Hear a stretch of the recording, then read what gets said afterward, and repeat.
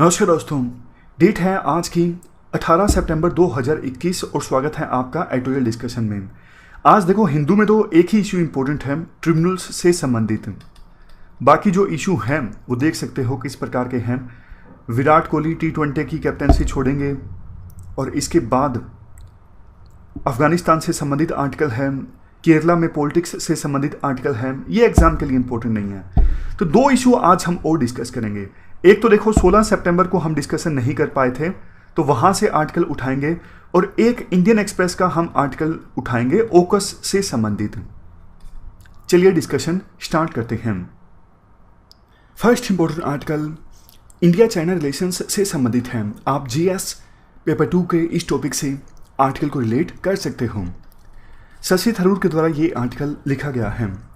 शुरुआत में राइटर ये कहते हैं, देखो 2020 में जून में जब गुलवान वैली की घटना हुई ना, उससे पहले तो इंडिया और चाइना के रिलेशंस सुधर रहे थे, अच्छे थे, बहुत ज़्यादा यूं तो नहीं कह सकते, क्योंकि 2017 में डोकलाम में दोनों देशों की फोर्सेस भी आमने सामने आई थी, बड़ी मुश्किल से विवाद सुलझा था, लेकिन धीरे धीरे रिलेशंस इंप्रूव हो रहे थे। वुहान में समिट ऑर्गेनाइज हुआ, अक्टूबर 2019 में महाबलीपुरम में समिट ऑर्गेनाइज हुआ, जहां दोनों देशों के प्रीमियर्स ने यह डिसाइड किया रिश्तों को अब बहुत बड़ी ऊंचाइयों तक ले जाया जाएगा। पिछले 9 सालों में दोनों देशों के प्रीमियर्स के बीच ये 18वीं मीटिंग थी और 70 साल चूंकि पूरे हो गए थे दोनों देशों के बीच औपचारिक रूप से डिप्लोमेटिक रिलेशंस एस्टैब्लिश हुए। तो ये अनाउंस किया गया था इस मौके पर 70 एक्टिविटीज कंडक्ट की जाएंगी, जैसे कि दोनों देशों के बीच ट्रेड को और ज्यादा इंप्रूव करना, रिसर्च को सपोर्ट करना ताकि दोनों देशों के बीच एंशिएंट सिविलाइजेशन लिंक्स का पता लगाया जा सके, मिलिट्री डेलीगेशंस को एक्सचेंज करना, ये सब बातें डिसाइड हुई थी। और देखो, जब प्रधानमंत्री मोदी बने थे ना प्रधानमंत्री, तो उन्होंने इंडिया में स्ट्रेटेजिक सेक्टर्स में चाइनीज इन्वेस्टमेंट पे लगी रिस्ट्रिक्शंस को हटा दिया था, जैसे ports, airports, power generation, telecom technology, ताकि इंडिया में चाइनीज इन्वेस्टमेंट और ज़्यादा आ सके।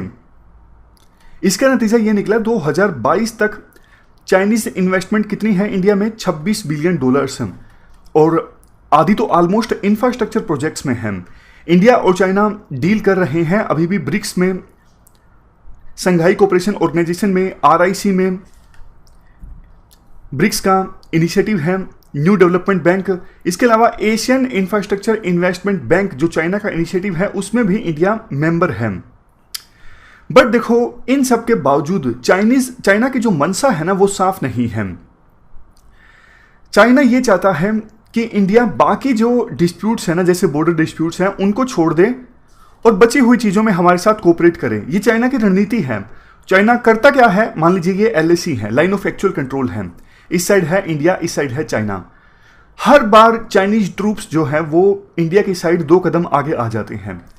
इंडिया जब बोलता है कि देखो आप तो गलत कर रहे हो, बॉर्डर डिस्प्यूट को भड़का रहे हो, आपके ट्रूप्स आगे आ गए, तो चाइना डिसएंगेजमेंट के नाम पर 1 कदम पीछे चला जाता है। फाइनली जो फायदा होता है ना, वो चाइना को ही होता है। 2 कदम आगे 1 कदम पीछे, 2 कदम आगे 1 कदम पीछे। तो ऐसा करके इफेक्टिवली चाइना और ज्यादा एरिया पर कब्जा करता जा रहा है LAC पर। आप इसी बार का एग्जाम्पल ले लीजिए। अभी जो लद्दाख रीजन में चाइना के ट्रूप्स LAC पर आगे हैं ना, इफेक्टिवली पहले के अपेक्षा कर चाइना अब और ज्यादा 900 स्क्वायर किलोमीटर पर कंट्रोल कर रहा है। चाइना को डर इसलिए लगा क्योंकि देखो, पहले तो चाइना की साइड में, LAC पर चाइना की साइड में इंफ्रास्ट्रक्चर अच्छा था, लेकिन पिछले कुछ सालों में हमने भी रोड्स बनाए हैं, हमने भी ब्रिजेस बनाए हैं ताकि चाइना के इंफ्रास्ट्रक्चर का मुकाबला किया जा सके।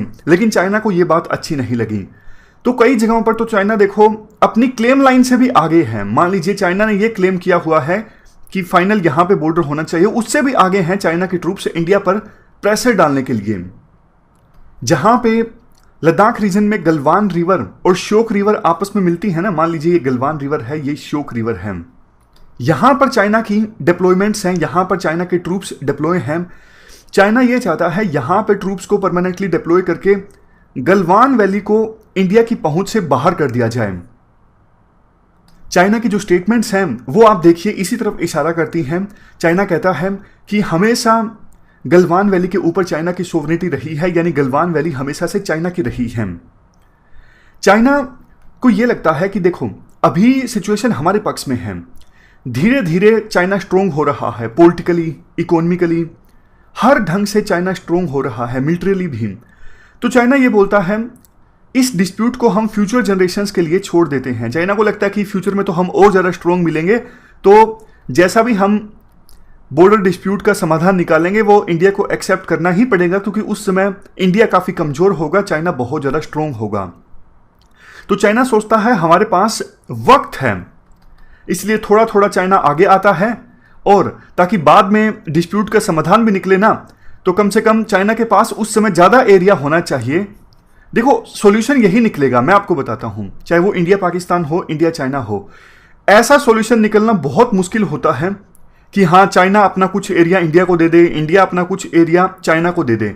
ये तो देखो कुछ कॉम्प्लेक्स सिचुएशन में हो सकता है, जैसा बांग्लादेश और इंडिया के बीच एनक्लेव्स हमने एक्सचेंज किए थे, वो ऑल टुगेदर डिफरेंट मैटर था।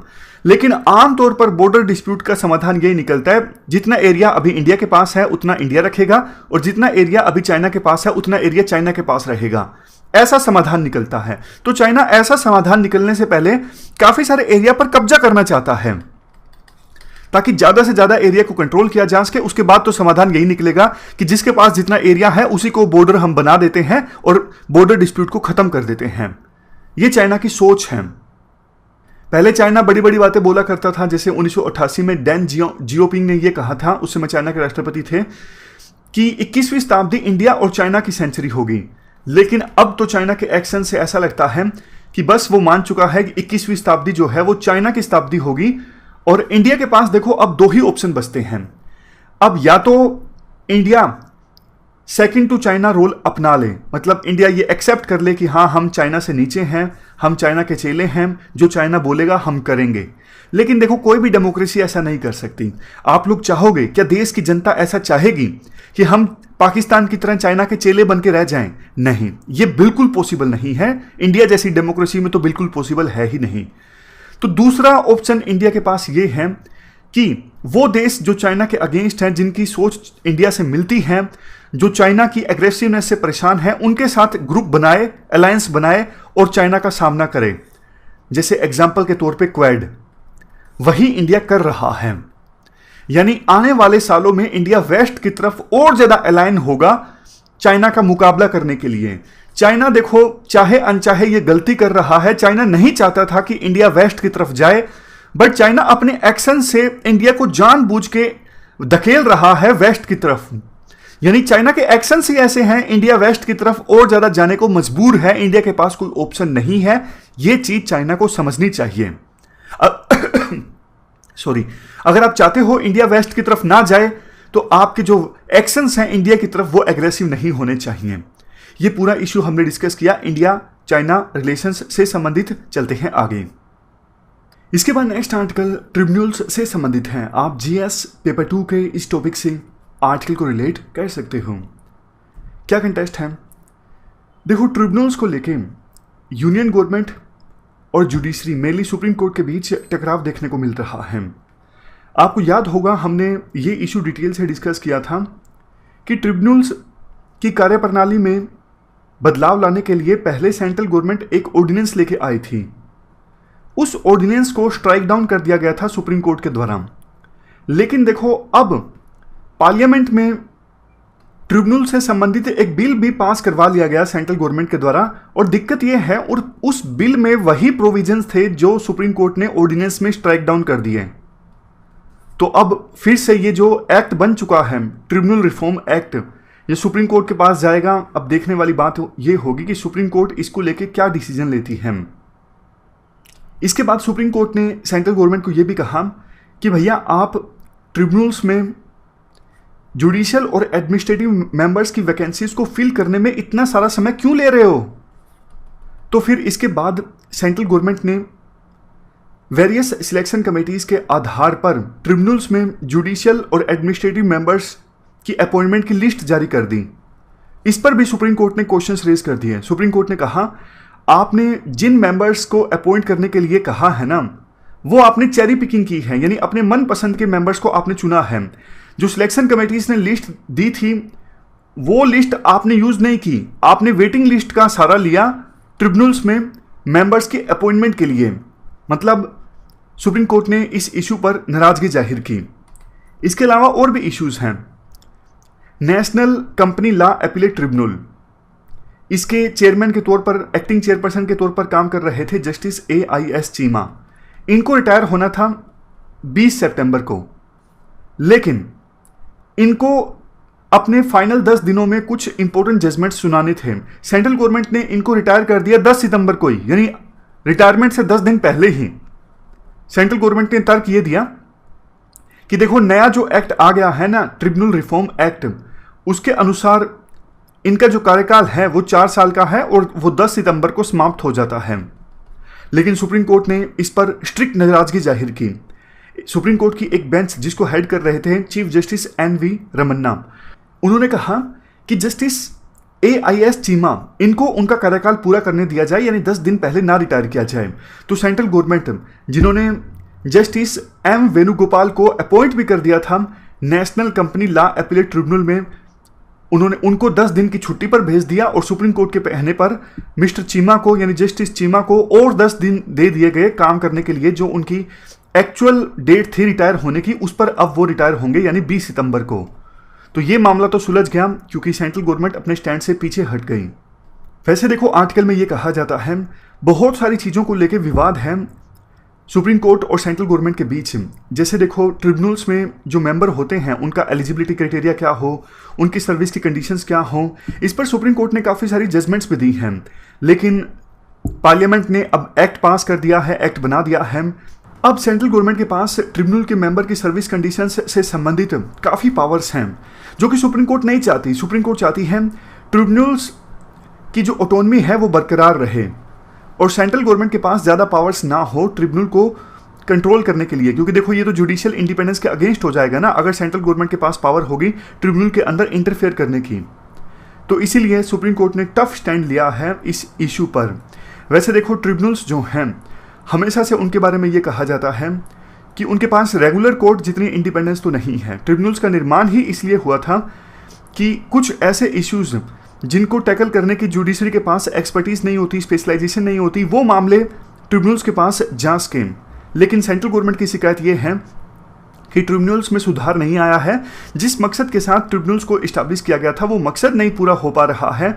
जैसे कोर्ट्स में केसेस पेंडिंग रहते हैं, उसी प्रकार से ट्रिब्यूनल में भी केसेस जो हैं वो पेंडिंग रहते हैं, कई कई साल लटकते रहते हैं। और बहुत बार ट्रिब्यूनल्स ऐसे फैसले दे देती है जिससे देश की इकोनॉमी पर विपरीत असर पड़ता है।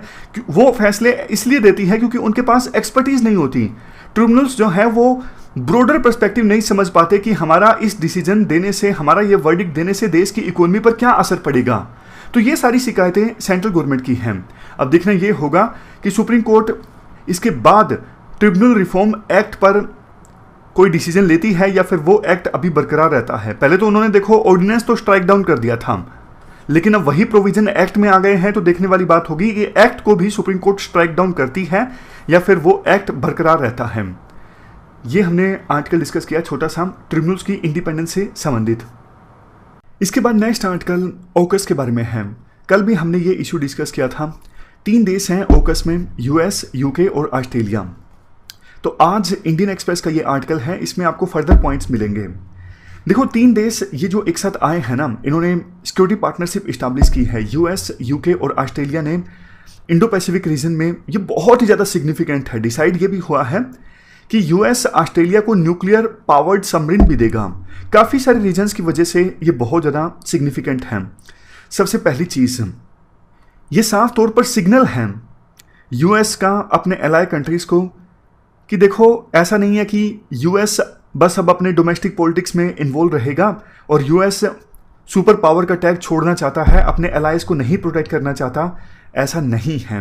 US आपका साथ देगा और ये साफ तौर पर सिग्नल है USA का अपने एलाय कंट्रीज़ को।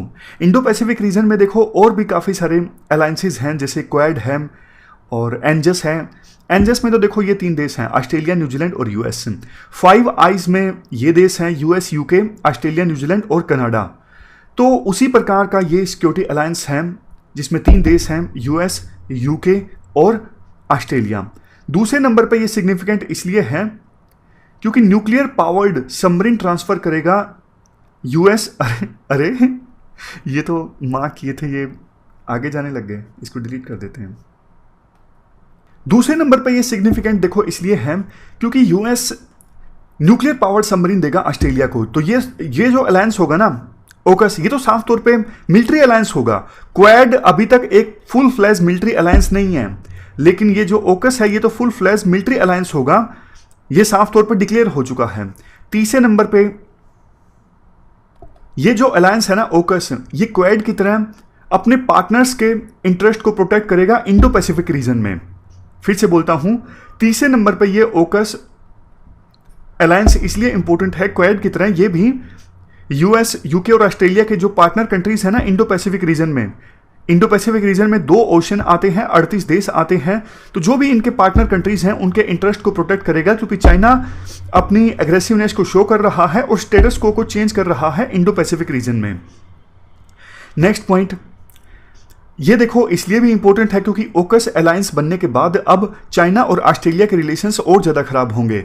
वैसे देखो अभी की सिचुएशन में चाइना जो है ऑस्ट्रेलिया का बिगेस्ट ट्रेडिंग पार्टनर है और दोनों देशों के बीच जो ट्रेड है वो देखो $200 बिलियन से भी ज़्यादा है। लेकिन अब रिश्तों में और ज़्यादा टकराव आएगा ऑस्ट्रेलिया और चाइना के रिलेशंस में। 5वें नंबर पर ये इंपॉर्टेंट इसलिए है, यूएसए जो ऑस्ट्रेलिया को ये न्यूक्लियर पावर्ड सबमरीन देगा ना, तो फ्यूचर में इंडो पैसिफिक रीजन में और भी देशों को यूएसए न्यूक्लियर पावर्ड सबमरीन या फिर दूसरी अच्छी टेक्नोलॉजी जो है वो ट्रांसफर कर सकता है ताकि चाइना को कंटेन किया जा सके। ये बात चाइना को कतई अच्छी नहीं लगेगी, क्योंकि देखो और बहुत सारे देश हैं इस रीजन में, जैसे वियतनाम है जिनकी चाइना से नहीं बनती, इवन इंडिया है। तो चाइना के अगेंस्ट अगर वो देश मजबूत होंगे, उनके पास अच्छी अच्छी टेक्नोलॉजी आएगी, तो डेफिनेटली चाइना को ये बातें अच्छी नहीं लगेगी, चाइना इससे और ज़्यादा चिढ़ेगा। इंडिया के लिए बात करें, क्या सिग्निफिकेंस है इसकी? देखो इंडिया को तो टाइम मिल गया है, अभी इंडिया की चाइना के साथ बहुत टेंशन्स हैं बॉर्डर पर, हमने पहला आर्टिकल भी डिस्कस किया। तो अब इंडो पैसिफिक रीजन में चूंकि एक और अलायंस होगा चाइना का मुकाबला करने के लिए, तो इंडिया को अब इस बात से फिलहाल के लिए डरने की आवश्यकता नहीं है कि इंडो पैसिफिक रीजन में चाइना जो है बिल्कुल अपनी जड़ें जमा लेगा, क्योंकि अभी अलायंस है, मिलिट्री अलायंस नया बना है जो चाइना को रोकेगा। तो इंडिया को थोड़ा सा टाइम मिल गया है, इंडिया भी मैरीटाइम डोमेन में अपनी जो कैपेबिलिटी है वो इंक्रीज कर सकता है। लेकिन देखो एक इशू ये है, फ्रांस जो है वो नाराज हो गया है यूएस और ऑस्ट्रेलिया से। फ्रांस का कहना है ये तो देखो हमारी पीठ पर छुरा घोंपने के समान है। कैसे? क्योंकि ना ऑस्ट्रेलिया फ्रांस के साथ डील कर ली थी उन्होंने $100 बिलियन की सबमरीन्स परचेज करने के लिए जो डीजल से चलती थी, लेकिन एन मौके पर उन्होंने इस डील को कैंसिल कर दिया। तो फ्रांस को यह बात अच्छी नहीं लगी। इवन फ्रांस का इंडो पैसिफिक रीजन में अपनी एक अलग से स्ट्रेटजी है, तो उसी स्ट्रेटजी की लाइन पर यह स्ट्रेटजी अलग से बन गई है, लेकिन फ्रांस को कॉन्फिडेंस में नहीं लिया गया है। तो फ्रांस थोड़ा सा नाराज है। आर्टिकल में कहा जाता है फ्रांस बस एक बात से खुश हो सकता है कि इंडो पैसिफिक रीजन में उनकी जो स्ट्रेटजी थी ना, उसी लाइन पर ये इस अलायंस की स्ट्रेटजी है। बेशक फ्रांस को शामिल नहीं किया गया है, लेकिन हो सकता है कि आने वाले समय में फ्रांस को शामिल कर लिया जाए। इंडिया को देखो दोनों देशों के बीच में एक बैलेंस इस्टेब्लिश करने की आवश्यकता है। फ्रांस भी हमारा अच्छा दोस्त है, ऑस्ट्रेलिया भी हमारा अच्छा दोस्त है। तो दोनों के बीच में जो ये लड़ाई सी उभर के आई है सबमरीन्स के परचेजिंग को लेके, ऐसा नहीं कि हम किसी एक देश का साथ दें और दूसरे देश को नाराज कर दें। हमारे रिश्ते दोनों देशों के साथ अच्छे हैं। तो ये पूरा इशू हमने डिस्कस किया ओकस अलायंस को लेके। हमारी आज की डिस्कशन में इतना ही है। आज हमने 3 इश्यूज को डिस्कस किया। Thank you very much for discussion.